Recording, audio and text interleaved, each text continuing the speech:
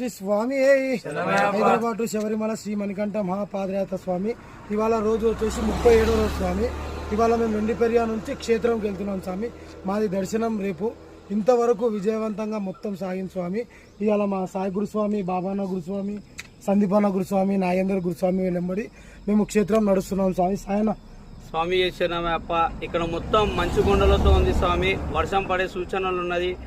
నిన్న మా సాములు కొందరు పోయిర్రు, చూసిర్రు. అక్కడ చెట్లు గిన ఏవి తయారు కాలేవని చెప్పారు, వర్షాలు పడుతున్నాయని చెప్పారు స్వామి.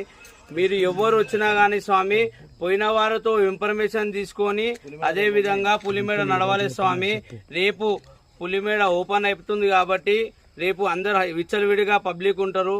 కొంచెం చూసుకుంటూ జాగ్రత్తగా మీ వాళ్ళ సాములను ఇంకా ఎదుటి సాములు ఎవరున్నా కానీ తోడుగా తీసుకోపోయి అందరినీ మంచిగా హాయిగా తీసుకోపోయి దర్శనం చేపించి అయ్యప్పకు వాళ్ళని ఇంకోటి ఏంటంటే ఎక్కడ పడితే అక్కడ వదిలేదు స్వామి. ఫస్ట్ టైం వచ్చిన సాములు ఉంటారు, వాళ్ళని కొంచెం చూసుకుంటూ చేసుకుంటూ వాళ్ళని పట్టుకుంటూ జాగ్రత్తగా సీనియర్స్ ఎవరని ఉంటే సీనియర్ సాములు జూనియర్ని పట్టుకొని పోతుండాలి స్వామి.